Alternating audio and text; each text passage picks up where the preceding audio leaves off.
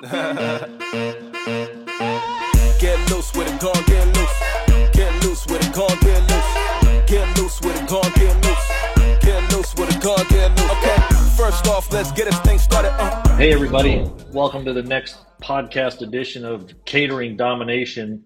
Continuing kind of on our quest here with talking to some of the more, well, I guess they're a national operator now. I just saw they're getting a new national commercial, but some of the smaller companies you may or may not have heard of. But if you're like me, you're on LinkedIn a lot. And I actually found this guy on LinkedIn and I thought, wow, we're connected at the hip because all the stuff he's doing is a lot of the stuff I used to do.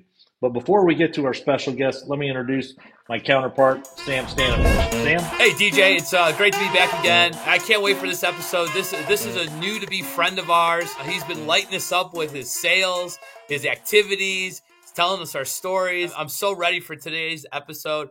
I cannot believe it. Max, welcome to the show. We're so glad you've joined the Lunchbox Catering Domination show here today. This is going to be a wild episode, and I know you're down in Texas. So why don't you tell us a little bit about you and kind of how'd you got into this whole business? Yeah, okay. Well, TJ, Sam, thank you so much for inviting me on. It's very exciting to be here. Basically, I guess, my wife and I, many years in the oil field. I had graduated from A&M, Petroleum Engineering, but I got in restaurants when the oil field was cratered in the mid-'80s to late 80s. And had a couple of restaurants. One was Original Concept in Oklahoma City called the Times Grill, etc. And oilfield came back in 1990, so I got back in the oilfield. I don't know, like 15 years ago, I said if I ever do restaurants again, after having gone to some of the more recent fast casual places where they were, smaller, quick, but fresh, hot food, I said and I just loved it because, there's no silverware and glassware and plates and, hostesses rolling silverware, and there's not a book for a menu. It's like simple menu, simple inventory, but you could pump out a lot of food. And I said, if I ever do it, that's what I'm going to do. And I came across Teriyaki Madness. So the oil field during the pandemic kind of shut down. My wife and I took packages. I didn't do anything but played golf for a year. I think I had 442 rounds for my handicap in one calendar year during that time. But then she said, it's time for you to do something. I stumbled across Teriyaki Madness. There was a shop up in Conroe, north of here in Houston. It was Seattle-style teriyaki, and I used to have a vendor in Seattle. I used to eat a lot of Seattle-style teriyaki. Never could find it, and I came across it there, and I said, this is the stuff. Literally, between the time I looked into it to the time I signed the contract was less than a month. We signed on to open 3 of these. We have the one. We're going to open in Magnolia, Texas next month, actually, for our second one. Well, great. It's very interesting to hear the story where somebody comes from outside of the industry, quote unquote. And you were in the restaurants in the past, but I went to Texas. I'm still going to talk to you, even though you're an Aggie and you were from Oklahoma. So, we could still all be friends here off the football field. I remember when we got into this and I saw a bunch of stuff that you were posting on LinkedIn, and I don't know how we got connected on LinkedIn, but I kept seeing this post, hey, we delivered to these 3 places, we delivered to this hospital and this school, and I was like, man, this is awesome because, Sam used to work or was a Firehouse Subs franchisee. I was a Which Wich franchisee. You're a TMAD franchisee. We all kind of stumbled upon things like schools and, local businesses. So kind of walk us through how you got started building this, what is now a vast network of catering domination you've got down there in Northwest Houston. Okay, I guess I was real lucky from the standpoint that Teriyaki Madness itself has an unbelievable catering program. They have the coolest stuff to be able to put out your catering. Like you've probably seen all the pictures, we've got these really cool customized labels. They have a description. It's not just chicken teriyaki. It's chicken teriyaki, and then there's a whole description, marinated chicken and char grilled and all that. But all these trays that we put out, or even stacks of bowls that we put out, they all have labels, and I get so many compliments on the labels. Another thing that Teriyaki Madness has, they have these patented fork chops. Like one side is a fork, the other side is a chopstick. And the amount of feedback we get from customers that just think that's the coolest thing. Why didn't anybody ever think about this before? All the trays are microwavable, have great lids on them. This type of food, Asian, fusion, mainly Japanese, some Chinese, travels unbelievably well. So you're cooking it fresh and hot. It's coming off the grill or the wok, and it's going into these great trays. And then we always, from the very beginning, got big red thermal bags and put logos on them for nice marketing, branding. But all these bowls and all these trays go right into those bags, and they stay hot. And I could not believe how hot this food stays and for how long it stays hot. It just makes catering so easy. Now I'm catering 30 miles away. I've had a drug rep take food for 40 in my bags that I let him take all the way to Beaumont. And he shows up 2 hours and 15 minutes later, pulls it out. He calls me to tell me, oh my God, the noodles, the fried rice, the spicy chicken, I can't even hold the tray. It's like 2 hours and 15 minutes later. But I say, goes in hot, and then you pack it in those red thermal bags. They all keep each other hot for hours. It's amazing. Anyway, but right after we opened, so we opened on January 23rd, 2023, that Friday, we had our first catering. Way before I opened, I took my first catering order. It was all the way downtown. And it was a friend of mine in sort of the engineering oil field business. And it's probably a 45-minute drive. But I said, well, we got to start somewhere. And I probably ended up catering for them down there maybe, 10, 15 times. But it was, it just worked out so well. We ended up going after it after that. We would market inside our four walls to all these people that come in. I'd go around. I'd do bowl drops. I'd go talk to dealerships. I'd talk to schools. And I think I ran into some drug reps. I did a little marketing show at a gym one time, and she was the one telling me, get on ezCater. Here's where you need to set your rewards at. This is what we're looking for, And I don't know, after a couple of drug reps, it exploded from there. We did 6 ezCaters, and then the next thing I know, I'm doing 20 or 30. But now it's strange because 60 or 70% of the new drug reps I get, it's always the clinic, the hospital, the doctor's office that tells them to call Max, get it from Teriyaki Madness. Because they always want to know, we're coming next week to give you a little dog and pony show on our latest drug. What would you guys want to eat? And they go, Teriyaki Madness, bring us Teriyaki Madness. And these reps are like, I've never even heard of that, And then they experience, the whole setup and little personal touches that we do with customized sumos and, and the food's hot and they rave about the food and all that. They're like, well, I'm going to use you a lot, and then they'll tell other drug reps, and next thing you know, you're on your way we're almost to 900 caterings now, and we haven't even been open 2 years. That's amazing. Absolutely amazing. Let's talk a little bit about the four walls marketing. What are you doing inside the restaurant? How are you attracting a guest there? Because those are the most profitable ones, right? Everybody talks about ezCater, but you talk about what you're getting out of the restaurant. Yeah, so I guess my wife and I are really lucky that we live 1 mile from our shop. So when we opened, we were there all the time. We might come home for a little rest or get cleaned up because I'm dirty or whatever. The first, 4 or 5 months, there probably wasn't a customer in the place we didn't meet, shake their hands. And we put up catering boxes and these red thermal bags that said catering, and we had catering menus. And I would make a point to talk to them, say, we also cater. Before I know it, we've got all sorts of people that wanted to, wow, I want to try that, But that's how we got our biggest catering clients, and that's the bands. So these are moms and dads or boosters or whatever, daughter, sons in the band, love our food, a little bit tired of sandwiches, pizzas, and fried chicken stuff. We got our foot in the door, and after that it was parents were happy, kids were happy, the band roadies were happy. It was such a delightful sort of change, a real meal, hot, all sorts of stuff.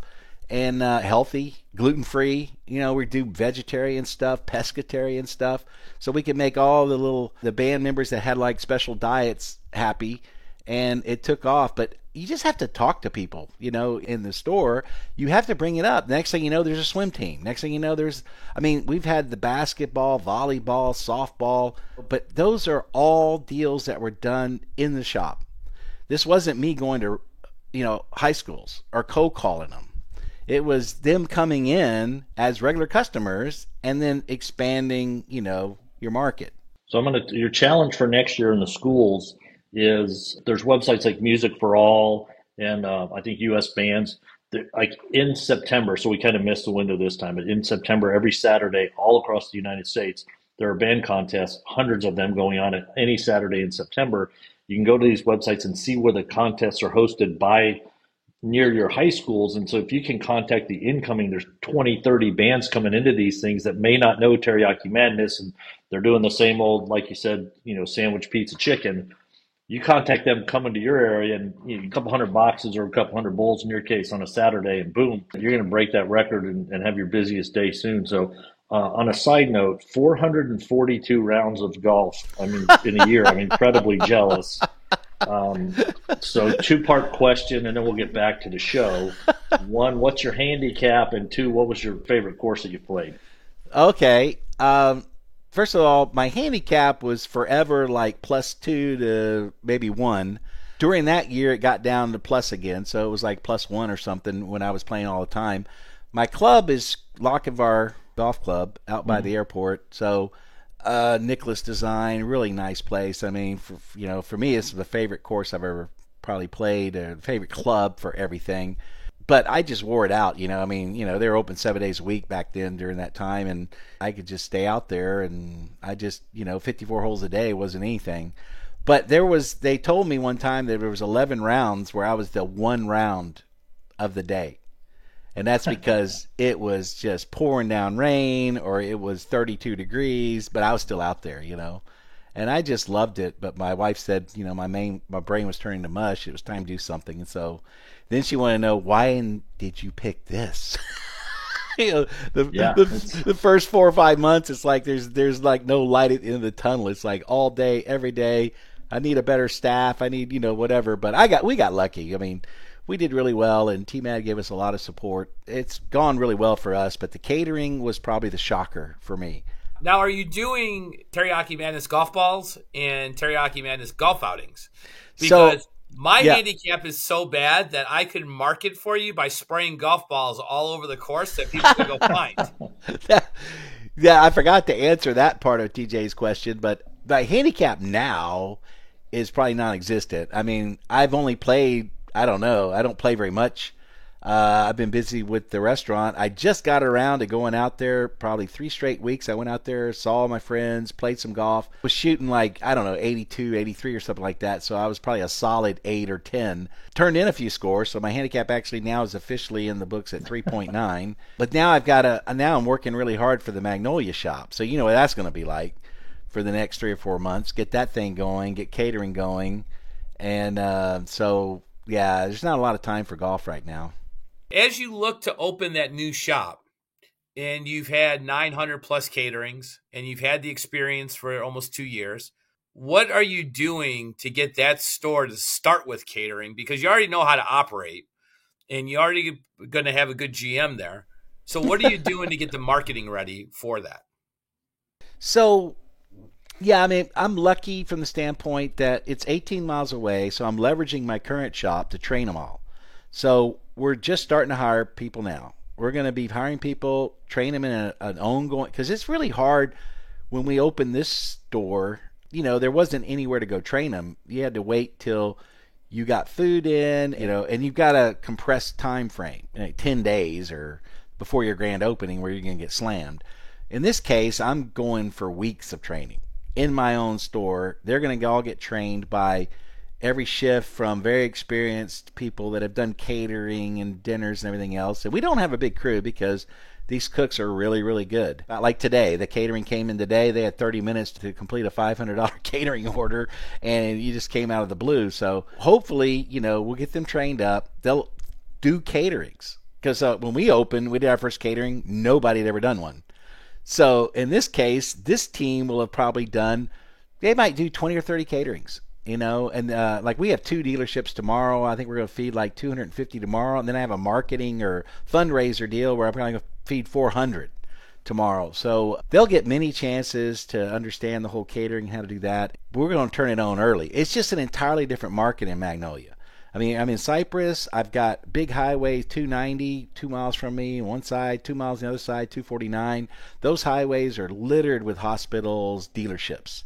Where I'm in Magnolia, little bitty dealerships, no hospitals. I'd have to go all the way to the Woodlands to hit a big hospital. I'd have to go down to Tomball. I already do all of Tomball's hospitals out of my Cypress shop, but It's going to be a different market. I mean, I'm right next door to a very big high school, Magnolia High School. So I'm going to be all over the high school. And there's Magnolia West High School and the whole independent school district. But I'm going to be focusing probably more this time on businesses. Lots of businesses that get to know the admins. I've got to go do the guerrilla marketing.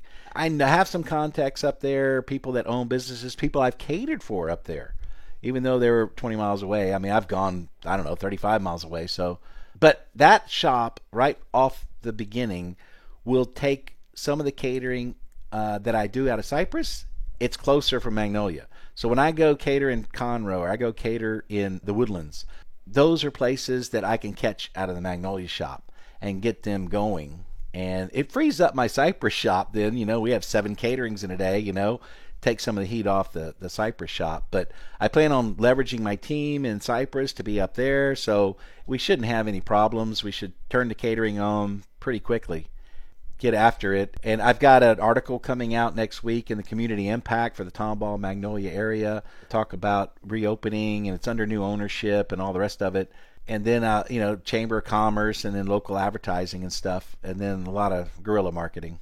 Are you out there west on 1488, close to the HEB and everything out there? Is that where it is? Right across the street from that big HEB. Yeah. I got a Starbucks on one side of me, and the other side of me, I got a Wingstop. On the other side of that, Jersey Mike's, and there's a Mod Pizza. And it's a really, really nice strip center. And I can tell you something, Starbucks, Jersey Mike's, Mod Pizza, all those people, and HEB, they're all there for a reason. That part of Magnolia, that part of Montgomery County is exploding. And it's going to be a lot of, in fact, I think it's the only thing I'm worried about is might be missing out on like a lot of these dealership caterings and hospital caterings because it's a little bit out there. My brother and mother live out in that area. I've been by that shopping center a couple of times, and I think I remember seeing the TMAD and all those other places passing by. It is a little bit more suburban out there, so that location may be more of a grower than a shower. Yeah. Because it's it's not kind of main and main yet, but it will be. It wouldn't surprise me if you're going to be delivering to Bryan College Station and Navasota and all these other places that nobody on the podcast knows anything about, but those of us in the know. It's great. So Sam was kind of catering king or mayor of the mile, as he said in Firehouse, and when I was at Witch, we had a lot of catering success too. We had the busiest catering store for a long time until somebody got a government contract, which I kind of call that not fair. But anyway, it's not a sore loser or anything. He calls it not fair because he didn't get it.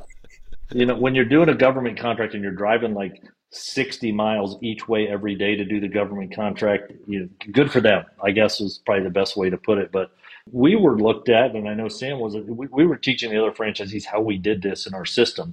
Sounds like you have a great foundation or platform that Teriyaki Madness put together with the packaging and everything. What are the other franchisees? Are they calling you? Are they looking for you? They're saying, hey, how do you do this? So maybe almost some advice for.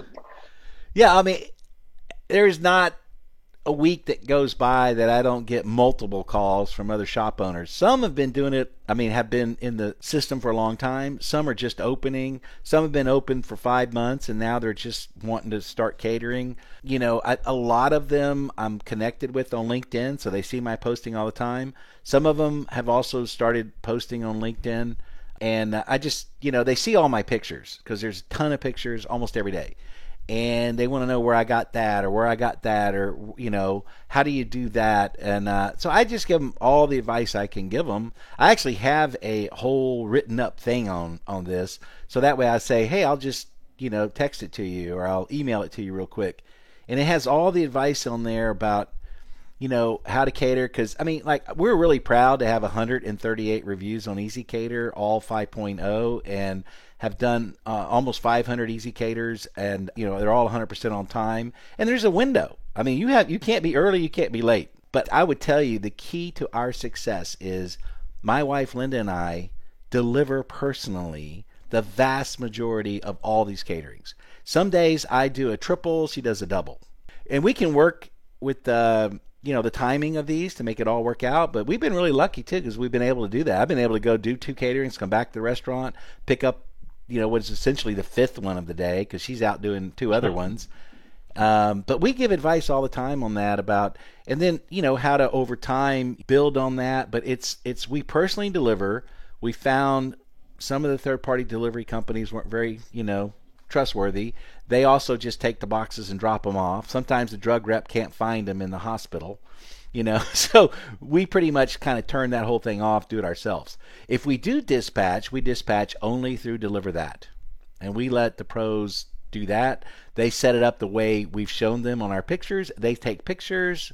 Deliver That usually does a really, really good job for us, so we're happy to have them as a backup.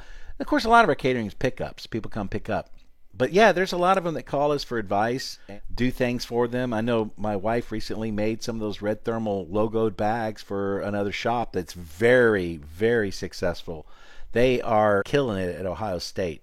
And all of those visiting teams that come in, and whether it's hockey or basketball or football, those teams come in, they've really hooked in those nutritious. And unfortunately, I don't have Ohio State. I don't have University of Texas near me. I don't have, but they do. And there's just massive catering involved in that. And they're shattering records. I think they're the fourth highest selling store in the 160 plus shops in TMAD now, because of that. And I'll tell you, one of the keys to that has been how healthy the food is and how those university nutritionists have really, really signed on to this. Like, wow, not only is it really good food, but it's healthy as well, gluten-free, most of it, except for, a few things.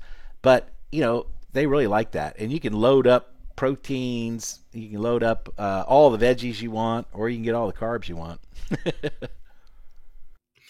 Now, are you guys using any kind of technology to track your orders and customers and so forth, or are you just doing it old school in an Excel spreadsheet? Well, obviously, for the piece of our business, which is probably 50%, that's ezCater, it all is there already. It's on the platform. You can see it all. It is easy for a reason. You're obviously getting the orders in, and you get notifications. You use the app.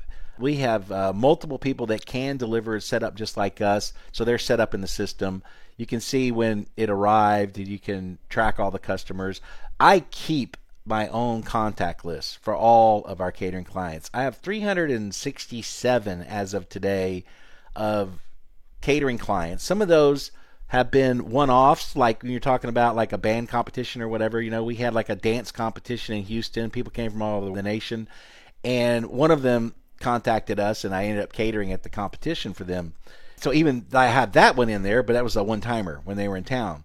A lot of these people have done, 30, 40 caterings with us and continue to do them with us. But we track it. I do everything on the phone, cell phone. All my caterings coming up, how many people, the contact, the client, the address and everything. It's right on my phone. So if you called me right now, I'd put it right in my phone. It's there. It's my master list. Then it goes in the system. We then will put it in the system. That's unless they've already ordered online or they've ordered on ezCater. They can order onto the platform, the Teriyaki Madness online website. They can order off the app, and those automatically flow through into our system. So that's pretty seamless. But our most profitable business is the direct contacts, the people that, are contracting with us directly, and we customize. So if they have 17 people, we're feeding 17 people, not in lots of 10. I guess we're real flexible, and we're very, very, customizable.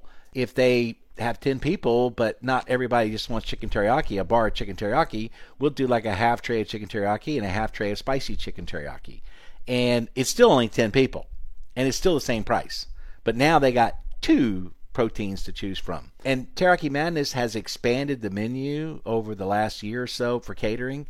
So we had X number of choices at one point. Now we've got more choices, more bowl packs, like chicken teriyaki bowl packs, steak bowl packs, etc. Besides variety packs, tofu, mad spicy. It's evolving over time to have more and more choices. From our standpoint, I talk to them on the phone or text or whatever, and pretty much we'll do anything they want. Just, make them happy. And these drug reps, device reps, these people like that, they are professional people that are catering all the time to all the doctors and the staffs. And they deal with about every company out there. And they're telling me that, out of hundreds of companies that they've used over the last 5 years, nobody comes close to what we're doing. I mean, the service, always on time, they never forget anything, personal touches, customized Sumos. If they want me to put the name of their drug company on the Sumo, I do it. They want me just to do what I normally do, which is like I appreciate, like we love St. Methodist, or we love, whatever the hospital, or let's say it's the pulmonology department, we would write on there, we'd have a big like red heart and then healthy hearts, or healthy lungs, or great skin, or whatever. But, and I don't know, we've been doing this for teachers and everything. It's a little bit of effort for an amazing payback. I mean, they just like post it all over Facebook. They put it, they're just so wild that just because we wrote on their cups, we love teachers, or we put like Wildcats rule, and then it's just like those little bitty touches that take absolutely seconds. They like say nobody else does that. They're like, nobody else takes the time to do that stuff. And most of the drug reps are saying most people don't have these professionally printed labels for all the different food. They're like, these labels are like the easiest ever. You're not handwriting on people's trays or bowls or handwriting signs. They're all professionally laid out. People can find what they want really quick. I mean, my hat's off to TMAD for coming up with a lot of the stuff that really is the backbone of being able to cater. Yeah, that's awesome. I think so. The next time you do a band meal, put on there, "Hey, football team, get off our band field."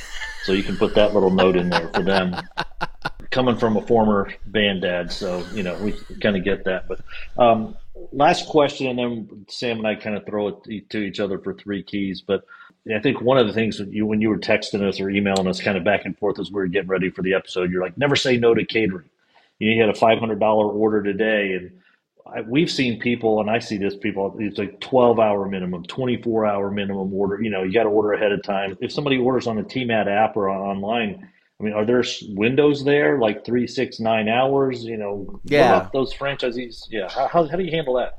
So EasyCater, for instance, you can set the time window. Originally, it defaulted to 12 or whatever. But we got really good at it for a while. We said, well, there's no reason to not do like 3 hours. Because why would you want to miss same-day catering orders for that lunch?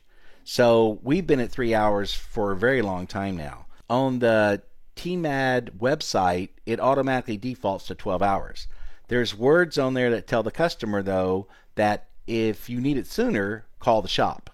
So they could call us, and I swear, like today, if I can do it in 30 minutes, I'm taking it. But we've done so many. We're always set up. I mean, like, some mornings I go in there and I think I got 2 caterings. The next thing I got 5 because 3 more orders come in that morning. But it's an assembly line. I mean, we've got all the fork chops and all the stuff ready to go. We got bottles. We can fill bottles quickly. Our cashiers know how to do it. My wife can bounce in from a mile away, help set up 2 or 3 of them. And we quickly work on who's delivering what. If we need to, sometimes we call the customer back and say, can you slide it 15 minutes so we got time to go from this hospital to that hospital? We just so used to it now that 30 minutes is no big deal for us, it's like, just crank it out. I mean, there's nothing easier than trays. I mean, You know what I mean? So, I mean, we love trays. 500 assorted bowls are a nightmare. It takes 3 hours to do, and you got to have a ton of cooks. But I can pump out $1,500 worth of trays with 2 cooks in no time. It's because it's just massive amounts of chicken and stuff that you're walking off, and it's all going in trays, and you're not having to like squeeze it all into the bowls with, oh, here's the rice, and here's the noodles, and here's the veggies, and oh, here's the chicken on top. It's just bam in the trays and out the door. Yeah, you don't have to tell us sandwich guys about that stuff. Right? we have lived that assembly line insanity. So, but my advice is as quick as you can, because I mean, I probably would guess out of getting close to 900 caterings now, at least 150 of them or more maybe were same day orders. And just like today, but some days I'll have 3 that pop up. A lot of the other Teriyaki Madnesses in the area, in the Houston area, that stretch from Fulshear to Katy to Humble or whatever, they're all pretty much set up on 3 hours. 12 hours minimum. So I do get orders through EasyCater a lot for places that are literally across the street from another Teriyaki Madness, but they weren't available because it's 12 hours. So I go deliver right across the street from another Teriyaki Madness because I take same-day orders and crank them out the door. Well, good. And don't feel obliged to, as you grow and scale it up, there's a few good third-party delivery companies out there that I think Easy Cater's affiliated with to allow you to keep cranking out food. But again, kudos to you and your wife and the whole team there. It's great to see, I'll call them the small guy success stories out there, and you're just starting that journey into multi-unit ownership. And that will be, people always ask me what the hardest one was, 1 to 2, and it wasn't. And I think you're taking the right approach, training everybody in the second location, because it won't get the deer in the headlights. Oh my gosh, you can train everybody all you want in a simulated environment. The minute the door's open, they just get deer in the headlights. Yeah. You won't have any problems with that with your second location. So kudos to you. I think for us, we always kind of close with 3 keys. And I'm going to let Sam go first this time. So he's got the easy one. So he'll have his 3 keys he learned. I'll do mine. And then Max, any parting thoughts you have? So Sam, what are your key thoughts? You know what I thought was really exciting to hear was just Max's passion for it and training and getting his team focused. So it gives him the flexibility for him and his wife to be out with the customer. Because I think being that Gorilla owner really pays dividends because he got to know the people and got to ask the right questions. But he's got the team behind him. He's got that army set up. Talking about how you deliver in awesome packaging. We started this episode 34 minutes ago, and he started with the fundamentals right in. Hot food in hot bags in great containers, so it delivers well and it holds well. So you need to think about that in your menu. So that's 2 of them. We all talk about passion, but understanding the true spirit. And Max said it. He gave up his golf game. It's all about building that business through the guerrilla marketing tactics, whether it's setting up a table or he hit one of my favorites and really close to my heart right now is the chamber. He mentioned that. He threw that in there. But just being actively engaged with the people and then building his Rolodex. So his phone, he's doing it old school. We're not talking about some big fancy CRM here. He's talking about recording all of his contacts so he knows where they are and their phone numbers and having them in the phone so he gives that personalized service. So I tried not to take all the softballs there, TJ. All right. Well, I actually have like 9 written down, none of which you covered, which was really good. So Max, thanks. Max and I were talking online before you got on, Sam, and he's like, what do I expect? What are we going to do? I'm like, look, Sam and I are just going to talk. We're just going to talk shop. We called you because we saw you on LinkedIn and you think like us. And I love highlighting people that are just doing this stuff. It is not, I have to be part of a big company. He's very fortunate that his brand has created a lot of very valuable tools for their franchisees, but he's one of the few that are using the tools. It's like you get on an escalator and you walk up it or you run up it or you just stand there and do nothing. Max is running up the escalator. So kudos to you. I think that's the first thing I learned. Second, I've played Lochinvar before. It is a great course. It was a long time ago when I played. It was probably 30 years ago when I was in college, but it's a wonderful, wonderful golf course. So I think for me, it was 1, build trust and confidence. And that's what Max has done. Be on time, be 100% right, do those little extra things. He has essentially created a flywheel of catering because when you do a great job and you execute the basics and you do a little bit extra, all those reps are calling you, the schools are calling you again because they trust you. And so I think that for me was the most important takeaway, number 1. Second, post on LinkedIn. LinkedIn is a B2B community. And yes, you might not, think people in Cypress or Magnolia are looking at your posts, and then they may or may not be, but somebody out there knows somebody that's around your locations. And if nothing else, you're helping your brand because you're out there talking about Teriyaki Madness, and now all of a sudden people are going, what's that? And then they start looking, is there one around me? And I think that's a great one to do. And I think the third piece was just the personal touches, and I kind of break that into 2. One is you're helping your other franchisees. And I think that's where Sam and I really kind of were, and you were cut from the same cloth. We were doing great jobs, and it's not a competition against the others. It's like, hey, let's all do great caterings, because if everybody out there is catering which in my case, when I was there at Teriyaki Madness, then when people are in other parts of the state or other parts of the country, they're looking for that brand. You are all helping the other franchisees.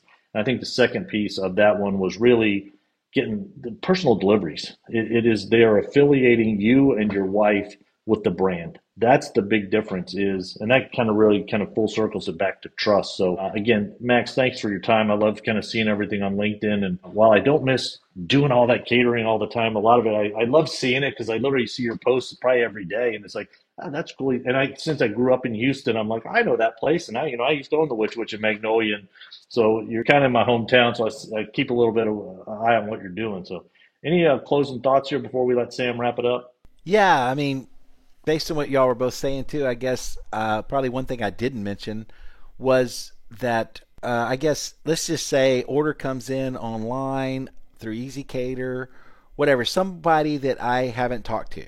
It's just came in. Every single one of those contacts that come in, I text them like within minutes to thank them for the order. But I do have a reason why I call them a lot. Sometimes it's not quite sure how many people they really are trying to serve. But a lot of times I send them a picture of a customized sumo, the squeezable, deal, the stress reliever, and that's been customized, that says the name of a company or whatever.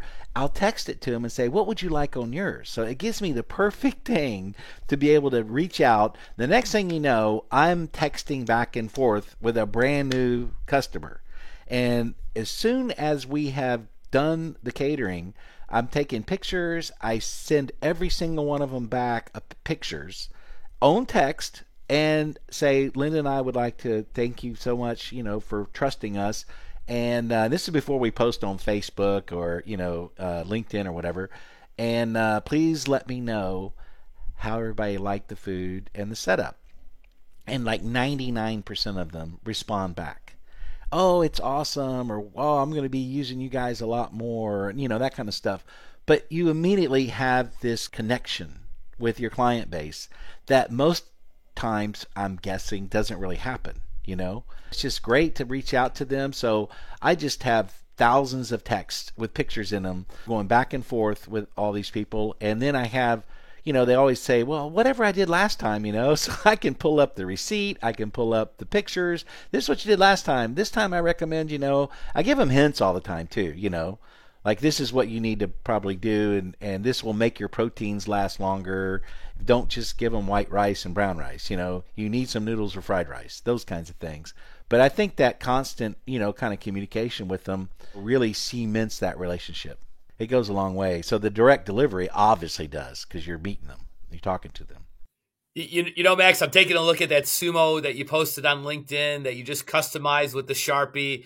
I mean, low cost, high impact, high reward. It's memorable. You're creating memories. You're becoming the mayor. You are the mayor of the mile down there in Houston. You are dominating, my friend. And thank you for your time. Congratulations on your success. Welcome to our industry. We love to have you. Hopefully we get to see you at one of our conferences in the upcoming year, and wish you much continued success to your teams, you, your wife, your whole family involved in the operation.